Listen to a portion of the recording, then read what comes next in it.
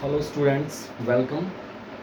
So guys, today we are going to discuss a new chapter, that is some basic concepts of chemistry, which is the first chapter of your class. Okay. So guys, as it is clear from its name, basic concept of chemistry means इस chapter में हम वो सब पढ़ेंगे जिसके बिना chemistry को पढ़ना लगभग इम्पॉसिबल सा है. ओके. हम इसमें बहुत ही छोटी छोटी चीज़ों को देखेंगे जो बहुत ही इम्पोर्टेंट रोल प्ले करती हैं हमारी पूरी केमिस्ट्री को पढ़ने में. ठीक है. सो बेसिक कंसेप्ट मीन्स हम इसमें मैटर से लेके एलिमेंट से लेके कंपाउंड मिक्सचर, है ना, इन सब को डिटेल में पढ़ेंगे, है ना. इसमें अब ये तो बताने की ज़रूरत नहीं है कि व्हाट इज़ केमिस्ट्री. आप केमिस्ट्री अच्छे से जानते हो कि what is chemistry. It is a branch of science which deals with the composition structure of matter. Okay. The laws under which the different matters undergoes any chemical change, है ना. तो उन सब लॉज की स्टडी ये सब क्या कहलाती है बेटा, केमिस्ट्री में ही हम सबको स्टडी करते हैं. ओके. तो हम इसमें इस चैप्टर में हमें बहुत सी बेसिक चीज़ों को डिस्कस करना है जो कि हमें बहुत हेल्प करने वाली हैं आगे हमारी फर्दर स्टडीज़ में. जैसे कि मान लो हम यहाँ से मैटर से शुरुआत करेंगे, स्टार्टिंग करेंगे मैटर से कि व्हाट इज़ मैटर, है ना. फिर इसका क्लासिफिकेशन वगैरह जो मैं आज आपको कराने वाला हूँ वो देखेंगे, है ना. उसके बाद एटम्स देखेंगे, है ना, और लॉज देखेंगे केमिकल कम्बिनेशन के, है ना, कि जो एटम्स होते हैं, जो जितने भी कंपाउंड्स होते हैं वो आपस में जब कंबाइन करते हैं तो कौन से लॉज हैं जो प्रोडक्ट फॉर्मेशन को गवर्न करते हैं ना. एटॉमिक थ्योरीज देखेंगे, जैसे डाल्टन एटॉमिक थ्योरीज वगैरह देखेंगे.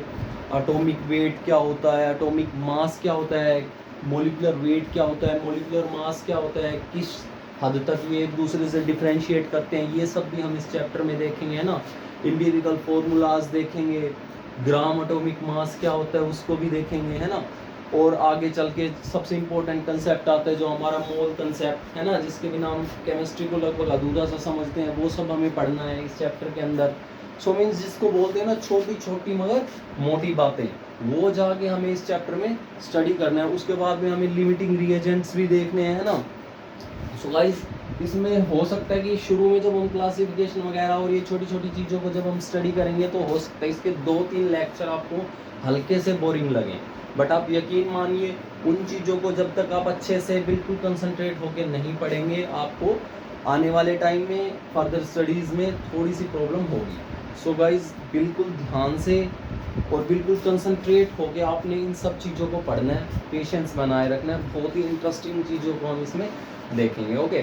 सो चलिए स्टार्ट करते हैं हमारे चैप्टर को जिसका नाम है some basic concepts of chemistry. और स्टार्ट करते हैं हम उसकी एक बेसिक डेफिनेशन से. बिल्कुल बेस से उठ रहे हैं बेटा. मैटर से हम इसकी शुरुआत करते हैं कि व्हाट इज मैटर. ठीक है. सो मैटर भी आपने जैसे प्रीवियस क्लासेस में स्टडी किया होगा 9th-10th में, that matter is anything that occupies space and has mass and can be feel by our senses, है ना. तो उसको क्या बोलते हैं बेटा, हम मैटर बोलते हैं. ठीक है. सो जब हम बात करते हैं मैटर की क्लासिफिकेशन की, बिल्कुल बेसिक से स्टार्ट कर रहे हैं बेटा. सो द मैटर को हम क्लासीफाई करते हैं तो बेसिकली हम उसको सबसे पहले मेजरली 2 कैटेगरीज में डिवाइड करते हैं. ठीक है. फिर हम आगे आगे डिवाइड करते चलेंगे उसको. सो बेसिकली हम इसको 2 क्लासेस में मेजरली क्या करते हैं, क्लासीफाई करते हैं. That is physical classification and chemical classification. Okay. Physically आपको पता है, आपने प्रीवियस क्लासेस में अच्छे से स्टडी किया हुआ है कि मेजरली जो है हम फिजिकली अगर किसी भी मैटर को क्लासीफाई करते हैं तो हम 3 स्टेट्स में क्लासीफाई करते हैं. That is solid state, liquid state and gaseous state. वैसे तो इसकी 5 स्टेट्स भी एग्जिस्ट करती हैं, जैसे कि प्लाज्मा है और बोज आइंस्टीन कंडेंस स्टेट भी है. लेकिन मेजरली हम मैटर को क्या करते हैं बेटा, 3 स्टेट्स में डिवाइड करते हैं. That is solid, liquid and gas. Solid के एग्जांपल आप देख सकते हो, जैसे आयरन हो गया, कॉपर हो गया, ये क्या है, सॉलिड स्टेट के एग्जांपल है. जैसे आपके पास वाटर हो गया, ब्रोमीन हो गया, ये सब किसके एग्जांपल है बेटा, आपका लिक्विड स्टेट के. और गैस स्टेट में oxygen, nitrogen, ammonia, sulphur dioxide, carbon dioxide, ये सब आपके किसके हैं बेटा, गैसियस स्टेट के एग्जांपल है. ठीक है. सो ये तो था इसका फिजिकल क्लासिफिकेशन. अब हम जब हम इसको केमिकली क्लासीफाई करते हैं मैटर को, तो उसको हम बेटा 2 स्टेट्स में देख रहे हैं, प्योर और इम्प्योर में. प्योर मीन्स कि हमें बिल्कुल वो प्योर स्टेट में हो, है ना. मैटर की प्योर स्टेट और एक उसकी इम्प्योर स्टेट मींस मिक्सचर की फॉर्म में। मिक्सचर को जब हम आगे स्टडी करते हैं तो मिक्सचर को जैसे हम बोल देते हैं कि टू कैटेगरीज में डिवाइड करते हैं, एक तो होमोजीनियस मिक्सचर, एक हेट्रोजीनियस मिक्सचर। होमोजीनियस मिक्सचर क्या होता है बेटा, जिसमें थ्रू आउट द सॉल्यूशन जो कंसंट्रेशन होती है सोल्यूट की और सॉल्वेंट का जो कंपोजिशन होता है वो बेटा क्या बना रहता है, यूनिफॉर्म बना रहता है, एक फिक्स्ड रेशियो होता है उसके अंदर, किसके अंदर, होमोजीनियस सॉल्यूशन के अंदर, होमोजीनियस मिक्सचर के अंदर। और जो हेट्रोजेनियस उसमें क्या होता है बेटा, अलग अलग जो है अलग अलग कंपोजिशन होती है सोल्यूट की और सॉल्वेंट की। जैसे होमोजीनियस में मैं एग्जांपल ले सकता हूँ, होमोजीनियस में मैं क्या एग्जांपल ले सकता हूँ, जैसे शुगर इन वाटर ले लो बेटा, है ना, शुगर इन H2O। इसमें क्या है बेटा, अगर जब हम शुगर को वाटर में डिसॉल्व करते हैं तो थ्रू आउट द सॉल्यूशन क्या होती है बेटा, शुगर की जो कंपोजिशन होती है वाटर के अंदर वो क्या होती है, सेम होती है। आप कहीं भी अगर आपने शुगर को डिसॉल्व किया अच्छे से तो आप क्या करो, उसका कितना भी सैंपल ले लो ऊपर से नीचे से, उसमें क्या मिलेगी आपको, शुगर की और वाटर की सेम कंपोजिशन आप उसमें देखोगे, ठीक है। और ऐसे जैसे हेट्रोजीनियस के लिए हम किसका एग्जांपल ले सकते हैं, जैसे हेट्रोजीनियस मिक्सचर में मैं एग्जांपल ले सकता हूँ जैसे सैंड इन वाटर का, ठीक है। अगर आप सैंड इन वाटर में देखो तो क्या होता है बेटा, जो सैंड होती है वो क्या होती है, बिल्कुल ले डाउन कर जाती है वाटर के बॉटम में, ठीक है। सो अगर आप उस सैंपल में अगर ऊपर से लेते हो तो सॉल्वेंट में मींस वाटर में सैंड की जो एक्सटेंट होगी, क्वांटिटी होगी वो बहुत ही माइन्यूट होगी। जब बिल्कुल आप बॉटम से लोगे सैंपल तो उसमें क्या होगा बेटा, जो सैंड की क्वांटिटी है वो एज कम्पेयर टू वाटर ज़्यादा होती है ना, वहाँ पे उसकी कंपोजिशन बढ़ जाती है। तो उसमें मतलब क्या हुआ कि हेट्रोजीनियस मिक्सचर में डिफरेंट सैंपल्स में क्या देखोगे आप कि डिफरेंट कंपोजिशन है, ठीक है। और होमोजीनियस में वो जो कंपोजिशन है वो सेम रहती है थ्रू आउट द सॉल्यूशन, ठीक है। सो मिक्सचर को हमने किस में क्लासिफाई किया था बेटा, homogeneous mixture and heterogeneous mixture. ऐसे ही हम जब प्योर स्टेट की बात कर रहे हैं तो प्योर मैटर को मैं, प्योर स्टेट को एलिमेंट्स में और कंपाउंड में मैं क्या कर देता हूँ, क्लासिफाई कर देता हूँ। अब एलिमेंट क्या होता है बेटा, एलिमेंट होती है प्योरेस्ट फॉर्म मैटर की। एलिमेंट क्या होती है बेटा, प्योरेस्ट फॉर्म होती है मैटर की, प्योरेस्ट फॉर्म ऑफ मैटर, ठीक है। कौन, एलिमेंट मींस इसमें सेम ही टाइप के आपको एटम्स मिलेंगे, किसके अंदर, एलिमेंट के अंदर, ओके। और कंपाउंड में क्या होता है बेटा, कंपाउंड में क्या होता है बेटा, जो इसमें एक से ज़्यादा आपको एटम्स मिल सकते हैं, लेकिन इसकी एक खासियत है कि कंपाउंड के अंदर जो एक से ज़्यादा एलिमेंट्स तो आपको एटम तो आपको मिलेंगे, बट वो होंगे क्या, एक फिक्स्ड रेशियो के अंदर होंगे बेटा। क्या होंगे, एक फिक्स्ड रेशियो होगा, फिक्स्ड रेशियो बाय वेट, उनका वेट के अकॉर्डिंग एक फिक्स रेशियो होगा बेटा, जिसमें वो एग्जिस्ट करेंगे, किसके अंदर बेटा, कंपाउंड के अंदर। और मिक्सचर में क्या होता है बेटा, मिक्सचर में कोई फिक्स्ड रेशियो नहीं होता, मिक्सचर में बेटा नो फिक्स्ड रेशियो, मिक्सचर के अंदर कोई फिक्स्ड रेशियो नहीं होता, आपके जो कंस्टिट्यूएंट एटम्स होते हैं उनका नो फिक्स्ड रेशियो, इसमें वो किसी भी रेशियो में एग्जिस्ट कर सकते हैं, ठीक है।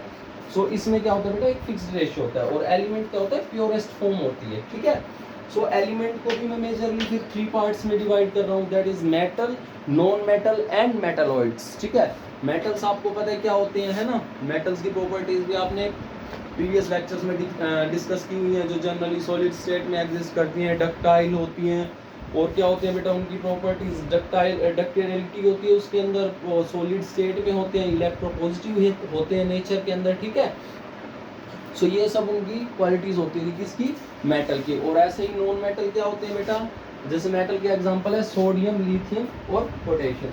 अब बेटा सोडियम, लिथियम, पोटेशियम, अब इनको सोडियम को Na से क्यों रिप्रेजेंट किया, लिथियम को Li से, पोटेशियम को K से, ये क्यों रिप्रेजेंट किया बेटा, ये इनके क्या होते हैं, हमारी मेटल के सिंबल्स होते हैं, जिनसे हम मेटल को, नॉन मेटल को इनको रिप्रेजेंट करते हैं। और ये कैसे लिए जाते हैं, लैटिन, जो इनका लैटिन नेम होता है ना, जैसे सोडियम का लैटिन नेम क्या है बेटा, नेट्रियम, क्या है, नेट्रियम, ठीक है। सो नेट्रियम है तो इसका हम क्या ले लेते हैं, शुरू का Na, इसलिए हम सोडियम को किससे रिप्रेजेंट करते हैं, Na से।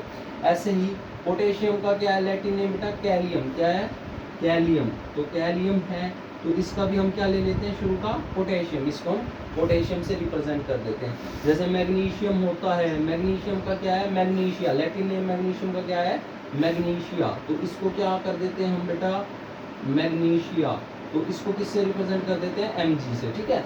तो ये ऐसे हम रिप्रेजेंट करते हैं। नॉन मेटल का केस आता है जब, तो नॉन मेटल के केस में हम बोलते हैं कि जो जनरली क्या हो, ना तो डक्टाइल हो, इलेक्ट्रोनेगेटिव हो इन नेचर में, ठीक है, ना ही हम उनको क्या कर सकते हैं बेटा वायर्स में कन्वर्ट कर सकते हैं, ना हम उनको क्या कर सकते हैं, ना वो मैलिएबल होते हैं, मीन्स हम उनको शीट्स में कन्वर्ट नहीं कर सकते बीट करके, ठीक है। वो सब किसके एग्जाम्पल होते हैं आपके पास, नॉन मेटल के। ऐसे ही आता है आपके पास मेटलॉइड्स। मेटलॉइड्स कौन से होते हैं बेटा, जो क्या करें, मेटल की और नॉन मेटल दोनों की प्रॉपर्टीज को शो करें, उनको क्या बोलते हैं, मेटलॉइड्स बेटा। जैसे इसमें आर्सेनिक एसिड, एल्युमिनियम, ये सब किसके एग्जांपल हैं बेटा आपके पास, मेटलॉइड्स के, ओके। ऐसे ही जैसे हमने मिक्सचर को किया था होमोजेनियस हेटेरोजेनियस में, प्योर फॉर्म ऑफ मैटर को हमने किस में क्लासिफाई किया, एलिमेंट में, और एलिमेंट को हम फर्दर 3 कैटेगरीज में डिवाइड कर रहे हैं, that is metal, non metal and metalloids. और फिर एक तो एलिमेंट फॉर्म थी प्योर स्टेट की, एक क्या है कंपाउंड फॉर्म, जिसमें क्या होता है मैटर बेटा, फिक्स्ड रेशियो बाय वेट, उनके वेट का जो कंपोजिशन होती है वो क्या होती है, फिक्स्ड होती है, ठीक है। और उस कंपाउंड को मैं आगे फर्दर डिवाइड कर रहा हूँ बेटा आयनिक कंपाउंड में और कोवलेंट कंपाउंड में।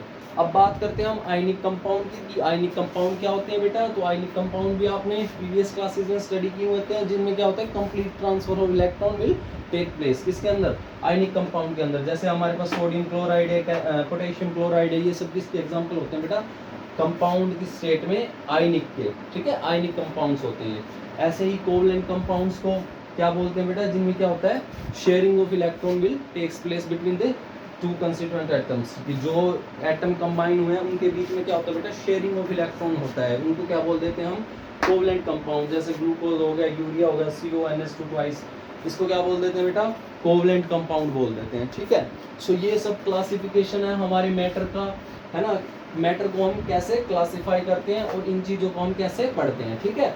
इसके बाद हम क्या देखेंगे बेटा, हम इनकी थ्योरीज देखेंगे, और फिर ये जो केमिकल कम्बिनेशन है इनके लॉज पढ़ेंगे, जिन पे क्या होता है, कोई भी एटम्स हैं या केमिकल्स हैं कंबाइंस करते हैं और उसके अंडर उन लॉज को गवर्न करते हुए वो क्या देते हैं, डिजायर्ड प्रोडक्ट देते हैं आपको, ओके।